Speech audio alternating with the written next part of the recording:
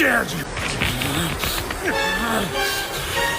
The truth is, I ain't no hero of justice or anything else like that.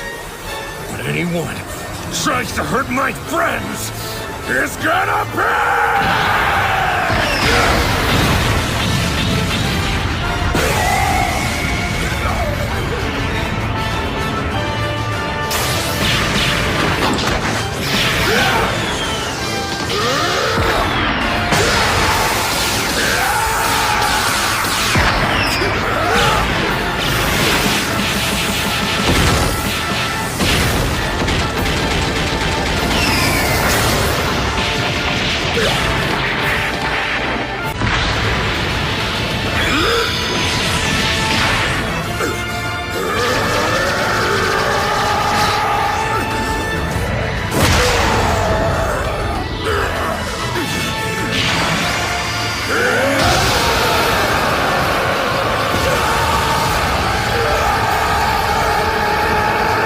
What's up, ski YouTube ski? We're back with another video here. Let's get it, man. We are doing chapters 7 through 9. I try to do three chapters each because I like to get in a description of them. You already know. So chapter 7 is about the fall. So this talks about how after the bus incident, the parents they wanted him to see a psychiatrist. They was talking to each other, and now Vero is going to see a psychiatrist and the parents are there. So it got to the point to where the psychiatrist has the ability to basically put him in a nut house if she think he's crazy. So she's asking him like so what happened during that bus story, and he's saying that it was a man. And all the stuff I explained basically, but I explained it a little more. Basically it was a man, and he was holding on to the steering wheel or whatever. It was a scary guy, but while he was explaining, saying that it was a scary guy, the sirens happened to go by the window that he's by the office that he's in. Ambulance drive by real fast, so she couldn't hear the scary guy part, which is not a coincidence. You gotta watch stuff like that. And after that, she noticed that Vero is being very uptight and very defensive, and he don't even want to be there because he didn't choose to be there anyway. So it got to the point to where the psychiatrist called and said bring Sprite in, and I'm thinking that it's some pop, but the whole time it's a dog. It's a Jack Russell. I don't know how to pronounce the damn dog. It's a small dog, and it makes Vero at ease and comfortable and happy. Then she start asking him more questions. Then Vero come to his senses, and he does not tell her the truth of the story of what really happened, of what really occurred. So he just starts saying yeah, basically, like everybody said, I made the whole thing up. But the whole time he know if he tell her that he's gonna be put in a crazy house. So they have a session or whatever. He comes to the conclusion of not trying to tell her so much. Look at all the writing. Look where this came from. When you write on your notebook, your ink pen get on your finger. Wow. Let me not lose track. Okay. So what basically happened was, after that conclusion happened, Vero is waiting in the waiting room, and the parents are now talking to the psychiatrist, and Vero's by herself. Vero looks through the magazines. He looks through he sees all the magazines. He gets bored from that. He goes to the aquarium. He see little fish going back and forth. They say he also envies the fish because he just sitting there wondering they just be in this glass all their life, in this little glass, and it's like a big ocean out there. That's probably what he was thinking about or whatever. And then he wants to go to the bathroom. So the story explains that he gets the key to go to the men's bathroom, but it has it's attached to something. It's attached to a Rubik's cube, so nobody will be able to put it in their pocket. You know what I'm saying? So he goes to the bathroom, and when he goes in there, all three of the stalls are locked. They're all locked. And when he goes in there, he uses the bathroom. He happens to start washing his hands. When he washes his hands, he starts to hear something. He hear rattling. And then when he hear rattling, it startled him, and now he happens to get water on his pants. So now he's thinking in his head dang, now I gotta dry my pants off. It's like I peed on myself. My parents gonna look at me if I come back to him like this. They're gonna be looking dang, what's wrong with him? It's always something with Vero. So It was no paper towel. It was an electric air dryer, and he was using the dryer to dry off his pants. But before he could press the on button, he heard more noise at the end of the stall. And then when he heard more noise, he's like, "Who's there?" But he knows already in his mind nobody came in the bathroom. He's the only one in there. And then when nobody replied, he hears somebody yell, "Get out now!" Like aggressive. And that put fear in him. And when that gave him an urge to turn quick. Vero tried to turn fast and run out the bathroom, but he slipped from the water on the floor. And when he slipped, he fell hard. They explained it, said his head pressed against the cement, or just the floor. I don't know if it was made out of cement, but probably a cement floor. And they say he fell hard. And they say at that time he was able to see what was under the stalls, and he saw that it was some unhuman-like feet, some like 2 feet that were like unhuman, and they were non-human, I could say, and there were like scales on their feet, like claws, and they said they had talons. That's what they was explaining, talons on the feet. And then when he tries to get up, he gets up, and then he starts to think like, am I hallucinating? Am I crazy? Like, I just fell hard. Am I tripping that I see this or I'm hearing this? Whole time though, he gets up, brushes himself off. The creature comes out the stall, and they explain it. They say the thing had 2 legs, but it was multiple creatures. So I'm trying to figure out, like, how is it multiple creatures if they only explaining that it's 2 feet? And they was saying that they was explaining the creature and said that it had 1 eye, and where the nose supposed to be, it was no nose. It was just flat there. And then they had like a slit in the mouth. So you could probably think it looked like some reptilian or some weird, you know what I'm saying, type, because they said it was full of scales with fur too, which is a little weird, because that's not more reptilian, because reptilians don't really have fur. But they was explaining that it had fur, it had scales, it had 1 eye, but the 1 eye, it was like, they said that the creature was looking the opposite direction, and when it turned around, it was able to see Vero from the back, like looking from behind his head. So basically, the eye was like right here, but the body was clear, so the eye could see from behind, from the front, from the right, from the left, from all angles. It was it's a creature, I guess you could say. So when the creature came out, he takes off running. Vero takes off running, he runs to the wrong direction. Yes, he doesn't run to Dr. Weiss. That's the psychiatrist. Dr. Weiss is a psychiatrist, and the psychiatrist is talking to the parents right now. He runs, but he noticed he goes the wrong way. He goes the wrong way and ends up at a dead end, because didn't know where to go. He was panicking. He got in a dead end. The creatures are blocking him. He sees an emergency exit from the corner of his eye and goes up the stairs. He's outrunning them. I mean, he's flying through this. He's jumping. You know what I'm saying? Just like he cleared those hurdles, he's jumping and getting all the way to the top. And he noticed he's 9 stories up on the roof. These things follow him all the way up there. They're on all 4s chasing him. I forgot to explain that. When he took off running, they said that them things sat down on all 4s and started chasing after him like some pit bulls. So imagine that. So it got to the point to where he was backing up on the roof, and he gets to the edge. They said that he ends up like slipping a little bit and lands on that little side of the air conditioner. He get caught onto that. But then it got to the point to where he had no type of area to stand. So he's hanging at this point. He's hanging from the roof.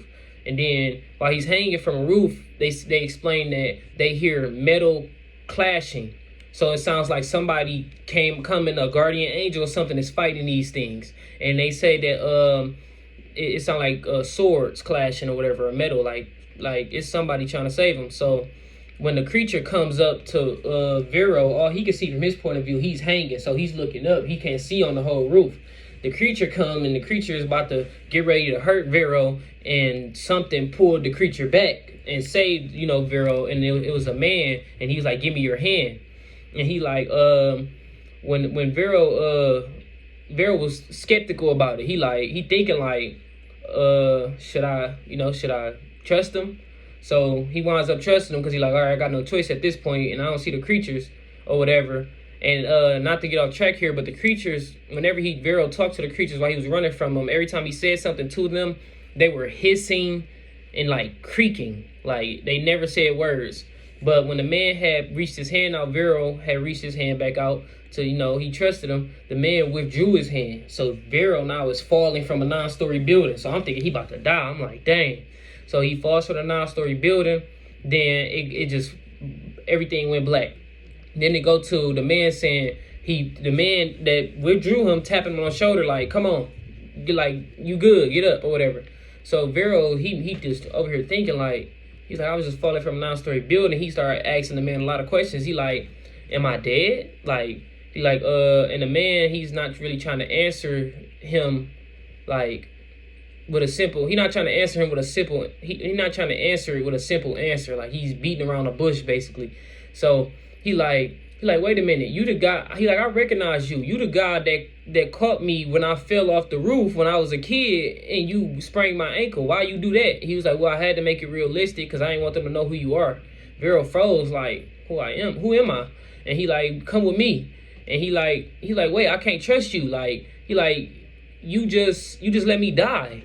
You just let me fall from a 9-story building, and then you can't even tell me that I'm like dead or alive. Like, I don't even know if I'm dead or alive. And he like, man, he's like, those creatures that were on that roof. Yeah, gotta restart the video after the 10 minutes, so I don't have to take all day upload. But it got to the point to where he fell out the 9-story building, and he does not trust this guy. He feel like he tricked him, so he cries and stuff, say all that. But he's basically like, yeah, I told you to grab my hand, but now look where you at. You feel what I'm saying? He basically said, I saved you. And then he basically was saying those monsters that was chasing you, or creatures, whatever you want to call them, they're gone now. I basically took them out. That's what he basically saying. And they got to the point to where Vero was trying to go back to the school and open the door. He even commanded it to be opened. He ran to the window where the parents were talking to the psychiatrist, yelling their name, mom, dad. The guys like, they don't hear you. Then he asked him, Euro is the guy's name. This is the guy I keep on saying that keeps saving the Vero. His name is Euro. So Euro is the same guy that Vero wrote that Paradise Lost paper about, saying that he should have protected the serpent from getting in the Gardens of Eden. You see how this connects? So Euro is like, when you come with me, he taps him on the shoulder, everything disappears. Like everything, like the buildings, the cars, the humans, everything of this world just disappears, and then the ether appears, I guess, and it's like a whole big field, endless field, green, beautiful grass, and the flowers appear, come out, you know what I'm saying? Imagine that. And they explain that the flowers, the color of the flowers and the color in this realm is just so much brighter. Like everything was brighter. It was just beautiful. And they said that Vero said like he needed his glasses. So they said Vero was covering his eyes like this, but still taking it all in, trying to see everything. And then it got to the point to where he said, he explained in a story, like it said that it looked like somebody grabbed a rainbow and like sprinkled the color of the rainbow around this like ether place, basically, because he said that the color blue wasn't just blue, red wasn't just red, like it was like a rainbow effect, like on everything. Like it was different, everything was colorful, basically. And they got to the point to where Vero was like, is this heaven? And he like, he was like, you obviously haven't seen heaven, you know what I'm saying? And he got surprised, like, okay, I had wrote a lot of stuff in my notes because it's a lot of stuff that he had said, you know what I'm saying, that I wasn't gonna just be able to just remember. So I'm like, I had to write this down so people can take this in. You know, this is information that is very needed. So okay, what part I was on? Yup, the red and blue. Yup. And then rainbow sprinkles. See, I wrote all this down already, but I was just explaining it because it's like I be remembering it, but some stuff I will forget. I'm not perfect. And then this part, the sky was blue, but it was so deep. It was explained that it was violet, and in this realm there was no sun. So he was trying to figure out why it was so bright, because the sky was like shining that bright. It was no sun though. So he embraced the sky. You know what I'm saying? And that's when he asked, was this heaven? He said no. He said, but if I'm dead, there are only 2 places you can go. That's why I'm glad I write everything down. And he was like, this is the ether. And he was like, the ether? He's like, no, ether, E-T-H-E-R, and spelled it out on the book. This is what I'm reading. And he was like, this is the upper air. It existed since the beginning. Greek philosophers described it as I would say understood. A lot of people say understood, but I like to say understood.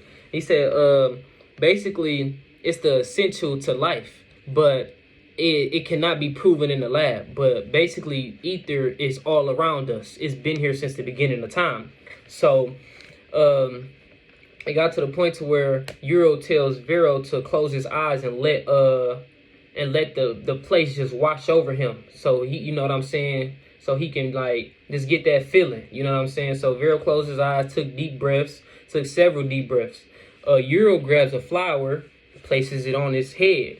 So Vero starts to understand the complexity of everything. You know what I'm saying? And of nature and beauty all at once. So the trees, the grass, the sky had beckoned onto him. The man asked Vero, "Where are you?" Guess what Vero said? Home. The man said, "It's been a long time since you've been there." He said, well, why, he also said, "Why are there..." What happened after that? Oh, he said, "It's been a long time since you've been there." Then after that, when the trees all, you know, all that formed and stuff and beckoned on him, he happens to see monkeys, lions, all type of animals. So he when he sees these animals, he runs into this lion.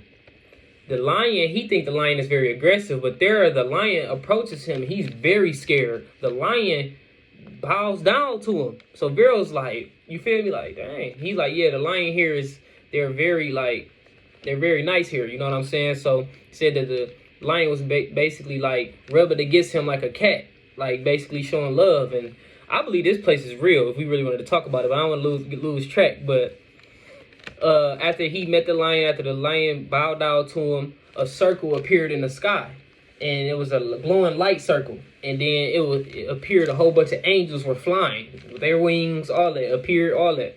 So Vero wings started to appear, and Vero asks, like, "Am I a guardian angel?"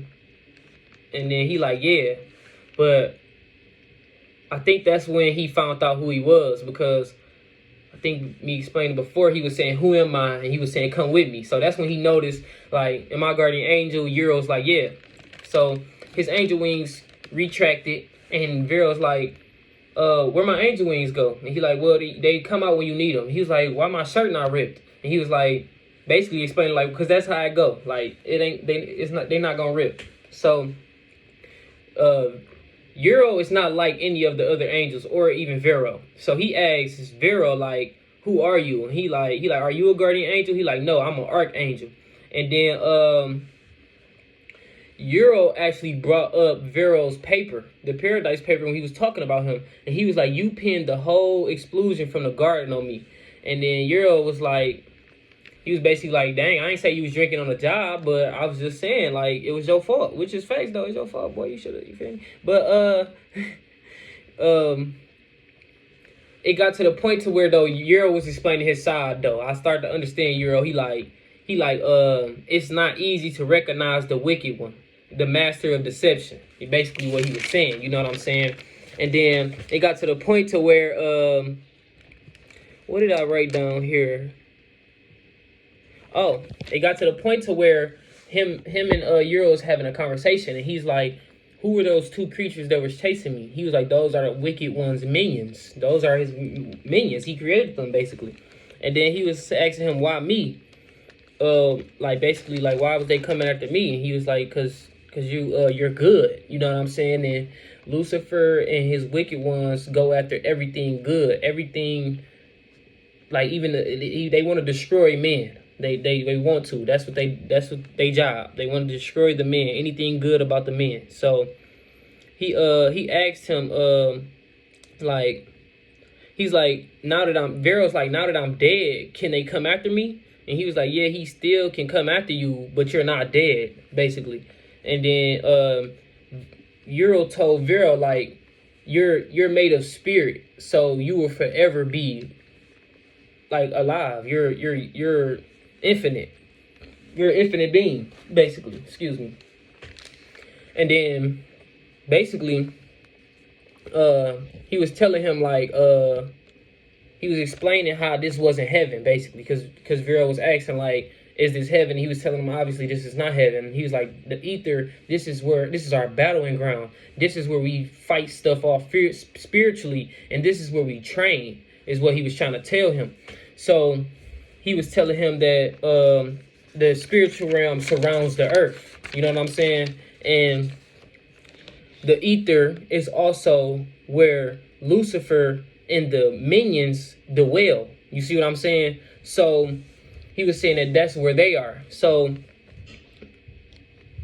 he was saying, explaining me reading this here, that everything in their power was to, was to try to stop them, because they are protecting people, they are answering people's prayers, all type of stuff. You know what I'm saying? So, but I don't want to get too far into that because I'm on chapter 14 now. So that's what's going on. I'm over here spoiling stuff. He was telling him, he said a quote in a book that I had to write down because I wanted to say this. He was saying that you have the power of free will. God gave you the power of free will. But your destiny will determine the decisions you make. And that was like, that's something that I need to probably repost. And also something else that was said, he said, follow your heart. A pure heart will never astray. I ain't write that down, but I remember that. He said a pure heart will never astray. You know what I'm saying? Saying like you will never turn against the evil side if you follow your pure heart. You know what I'm saying? And then it got to the point to where he was telling him like, are you ready to go back home? He like, what? I can go back home? He like, yeah, you're not dead. So he was like, I know you miss your family. And he started thinking about him. But at first he wasn't even thinking about him. He looking at this place like, dang, I'll stay here. But he started to miss him when Euro brought him up. So he goes back.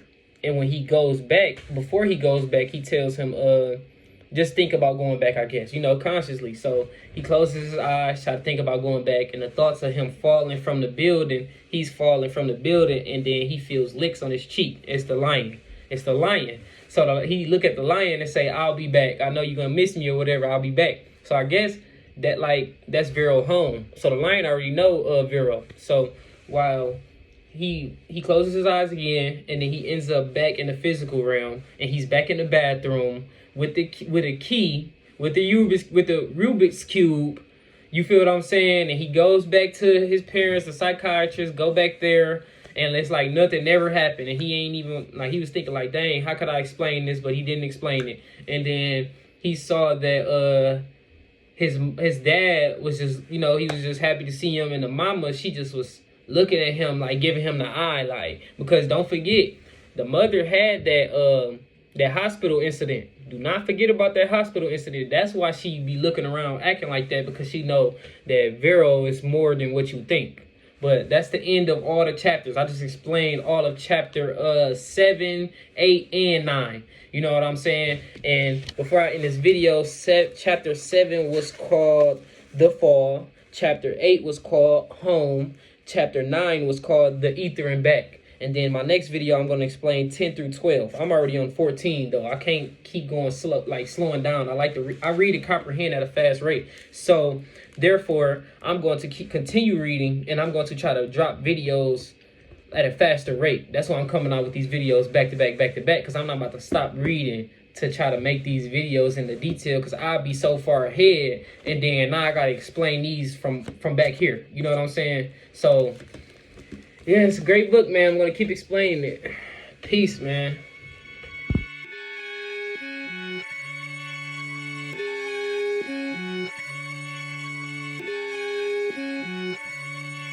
I don't stress out, nigga. Poke my chest out, nigga. Wait on my show to bring the best out, nigga. Get it right or you get left out, nigga. Look, playing pocket my cassette loud, nigga. I remember feeling like a stepchild, nigga. I would hate to see my mama stressed out, nigga. And Black Sam to tell me poke your chest out, nigga. I could die today.